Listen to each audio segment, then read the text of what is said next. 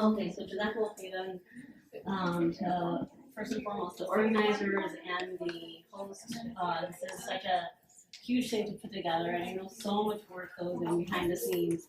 So Jazakallah khairan.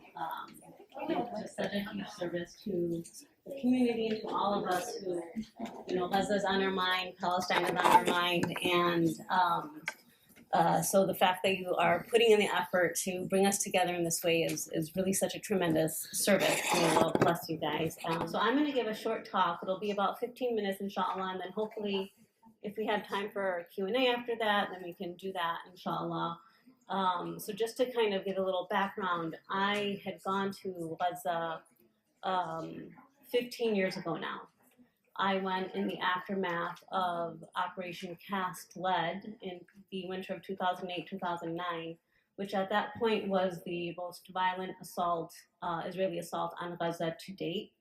And just to put what is happening now in perspective, I think, a lot of times we get caught up in just the moment, and we don't understand the history. We don't even oftentimes understand the immediate history and the immediate context. So inshallah, my reflections today on what was the condition 15 years ago will put what is happening today in a better context, in a better light. And for those of you who may not know or do not remember, Operation Castlead, like I said, that took place in the winter of 2008-2009. At that point, the people of Gaza were under siege for 3 to 4 years. And at that point already, they were suffering from that siege, lack of food, lack of medicine, lack of basic necessities. When the assault happened, it went on for 23 days, and it left 1,500 people dead, and about 5,000 wounded. And so at that point, we thought we had never seen violence like that. So just putting those numbers into the perspective that we have from what is happening for the last 9 months in the genocide that is currently ongoing.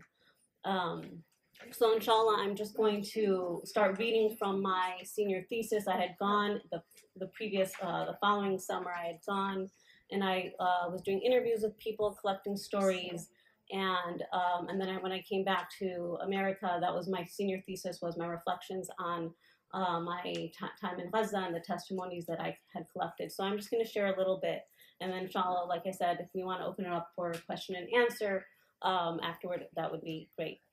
All right, bismillah. It was dusk by the time we reached Gaza City. We gathered at the Commodore Hotel. The 80-some members of the delegation mingled around in small groups. Excitement charged the humid air. The organizers, both from Code Pink and the Palestinian UNRWA members, were sorting us into groups, those who wanted to stay at the hotel and those who wanted a homestay with a Gazan family. The first thing that struck me was how in charge and empowered these young Gazan acted. All these UNRWA employees were in their 20s, fresh college graduates. Their demeanor shocked me because it was the exact opposite of the image I had in my head. It was they who were on top of everything and helping us, and it was I who was helpless and in need of their aid. One member of the UNRWA support unit asked if we were going to have a homestay, and we told him yes. He asked if we had anyone lined up already, and we said no. Well, just stay with us, he said. Jibar, the green-eyed Gazan, called his parents and asked them if they would like 3 Americans to come and stay at their place for the next few days. My mother says you must come, he informed us when he got off the phone. We piled into a cab, which he paid for, and by the time we reached Jibar's house, it was late. He had bought us falafel, fries, hummus, and fool. His mother, short and plump with a very friendly face, greeted us at the door. She hugged and kissed us like we were grandkids that she hadn't seen in a long time and told us to come in. They showed us where we would stay, and Jibar gave me the key to the room that was to be mine. So unlike rooms back home, it was bare except for a mat to sleep on, a small wardrobe, and a small desk in a corner. But given with such open-hearted generosity, it was the most welcoming and cozy of rooms. As I lay down to sleep that night, an explosion in the sea shook the room. How ironic. This place would have made a great vacation spot. And it wasn't just the beauty of the place. It was the people. We slept that night in a stranger's house who treated us like a brother. Even with no electricity and with water so salty it seemed to come in straight from the sea, their graciousness and generosity surpassed every expectation. One of the most striking things I witnessed in the Palestinians of Gaza was their total lack of victim mentality. They did not want to be victims, they wanted to be hosts. They did not want to be the helpless, they wanted to be the helpers. They practiced radical hospitality. A scene that exemplifies this is seared in my mind. An old man who used to be one of the richest men in Gaza stands before us as we sit on rickety chairs amid a decimated, flattened field that used to be an estate of family homes and a functioning factory. He used to be the proud owner of it all, and now it is nothing. And now he makes us tea on a tiny, portable, and very old camping stove. He does not even have a roof over his head to claim as his own. He lost everything except the clothes on his back. But he makes us tea, and he asks us how we are doing, and I see no sign of loss in his demeanor. I see a man full of pride and eager to take care of his visitors. We are in his home, and whether or not it is in shambles, he must serve us. Wherever we went, people served us. No matter how much hardship they themselves endured, they would serve us, their guests. We would drink our tea and talk, whether it was an interview or just a casual conversation, and always the words they spoke held scenes of an incomprehensible amount of pain, of loss, terror, and grief. Over cups of tea, I finally began to see what normalcy meant in Gaza. It was that very normalcy and everydayness that the Israelis were trying to take away from them.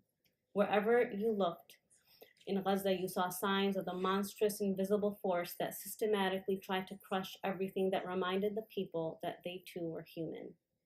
Now, when I walked through the streets, my heart would fill with awe at the sheer strength of these people, the sheer strength that they had to possess in order to make it through each day, going to school, going to work, even going to the beach. Every assertion of the mundane on part of the Gazans was a huge feat to remain human. Throughout my 2-month stay, I continued to marvel at the strength and hope of the people of Gaza. Gazan civil society was filled with vibrant, heroic youth who worked tirelessly to better their communities. They especially focused on serving the children, striving to shape a more hopeful future for them. I spent a lot of time with one particular social worker named Mona. She called me one morning asking if we wanted to accompany her on some home visits to children who were injured in the last war. Prepare yourself before you come, though, she said. It will be difficult. We arrived early the morning of the visits. I did not want to see disabled children. It was terrible enough to see mutilated adults, but the mutilation of children was almost too much to bear. We piled into a van along with Mona and 2 co-workers. They were all in their early 20s, and like many of the Gazan youth, they seemed far older than their age. I still marveled at how strong they seemed, how determined they were, and mostly how they could still laugh. One of them was getting married soon, and his friend teased him continually. We reached the first house. It was located in Tel El-Hoa neighborhood. My heart fell. One of the social workers grabbed a gift bag from the front seat. For the kids, he said, it makes them feel better. We entered the living room. It was a wide, spacious apartment, but dark. The mother apologizes. The electricity is out. We sit down, and she serves us pop. Every member of her family was injured, her husband and both her boys. Her husband used to be a well-to-do engineer, but now he is unemployed. They were shot at as they ran away from a bombing in their neighborhood. The boys used to do karate. Now they can't even walk.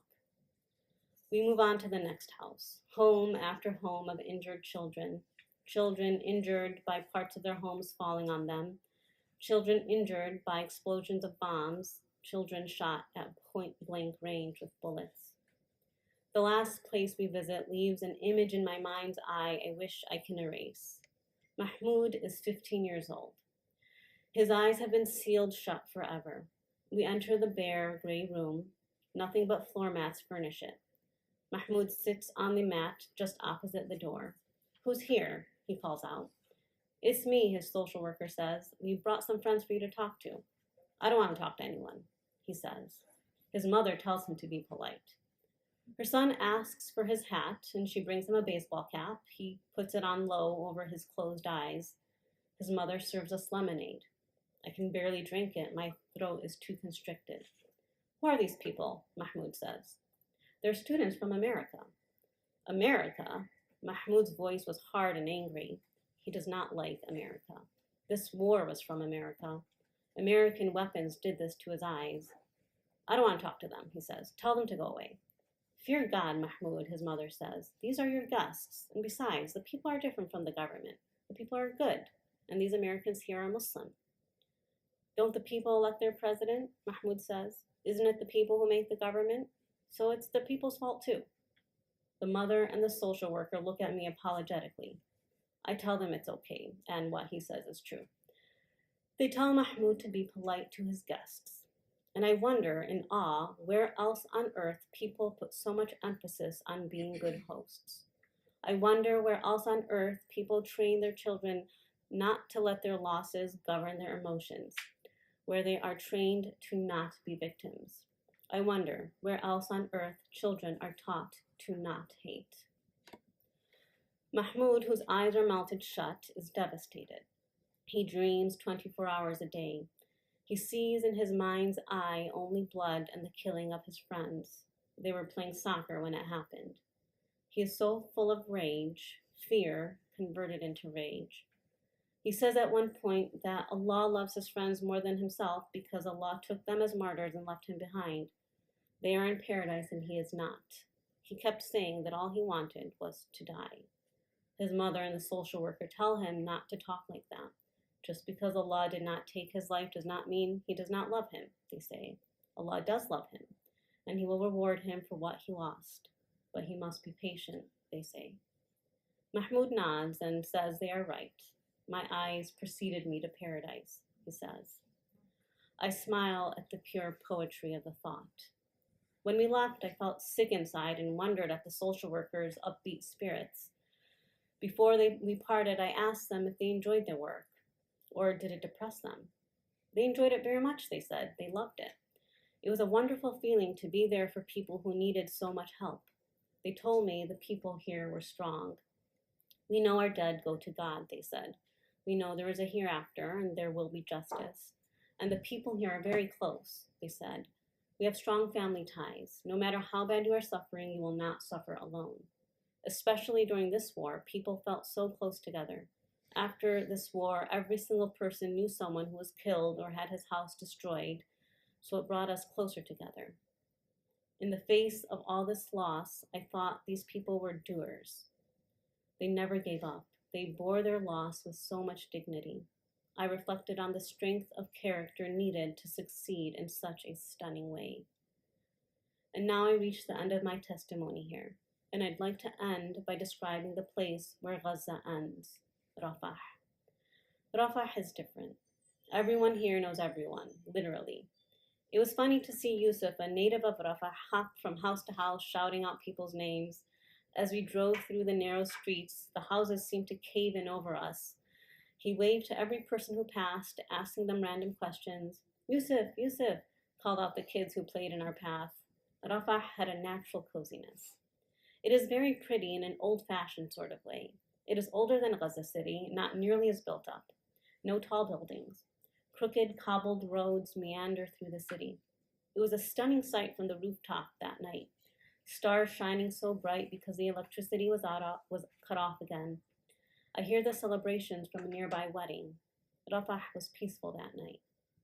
We continued to explore the next day, its winding cobbled roads, its crowded residential areas, with its schools and businesses and mosques cramped almost haphazardly in between the houses.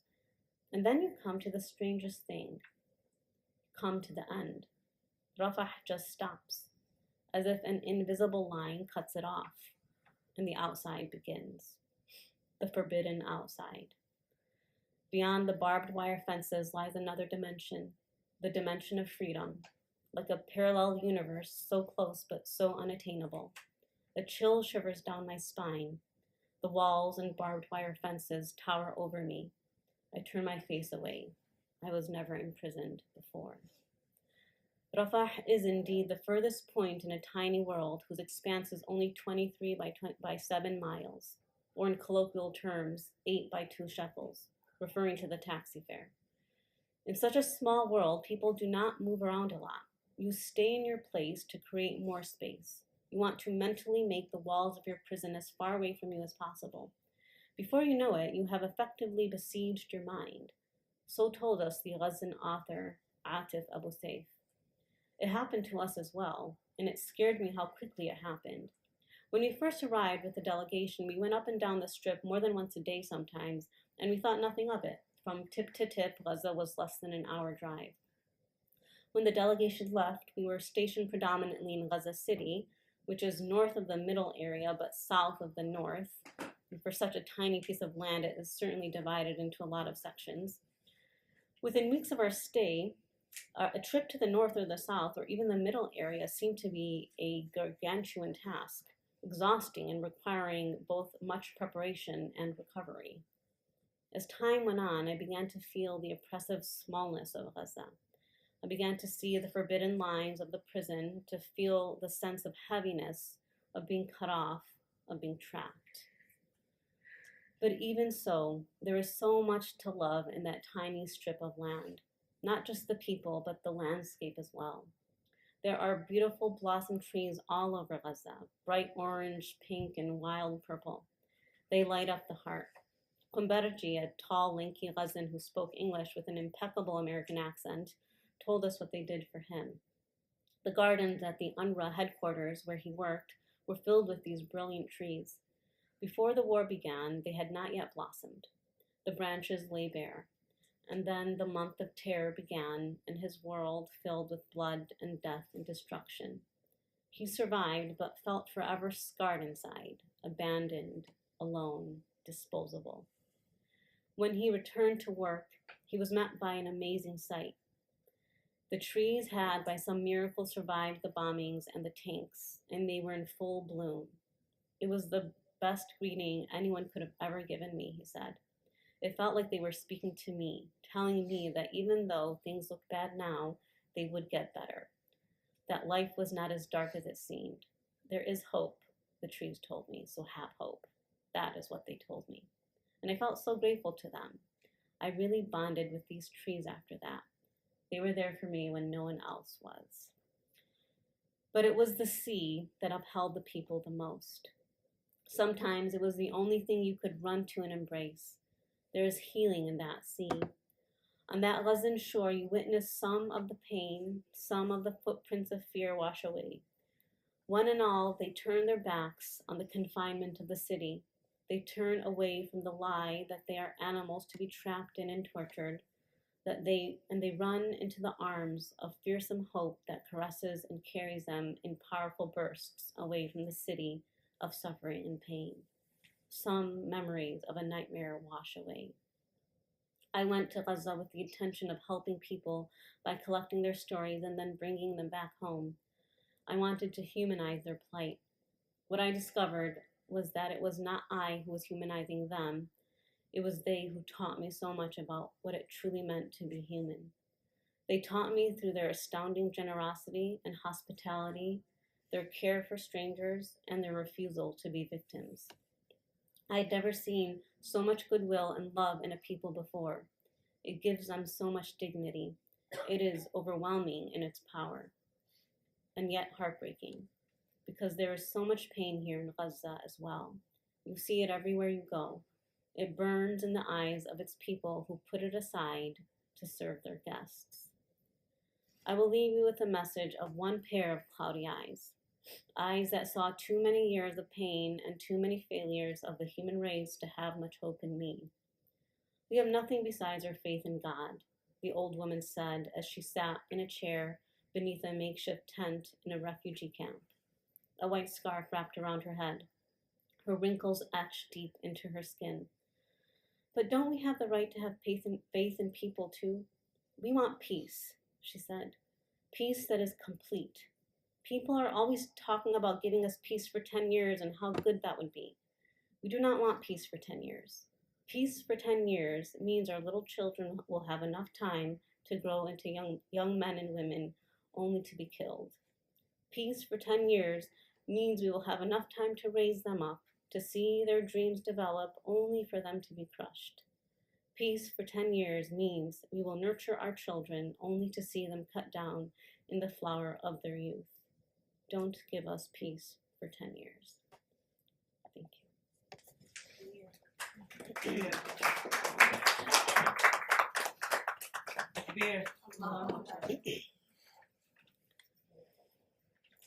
If anyone has any questions or comments, I know we wanted to have a little discussion. Yeah.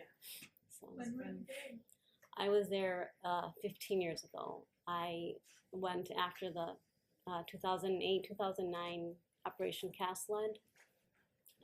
So that was like the first big Israeli assault after the siege began.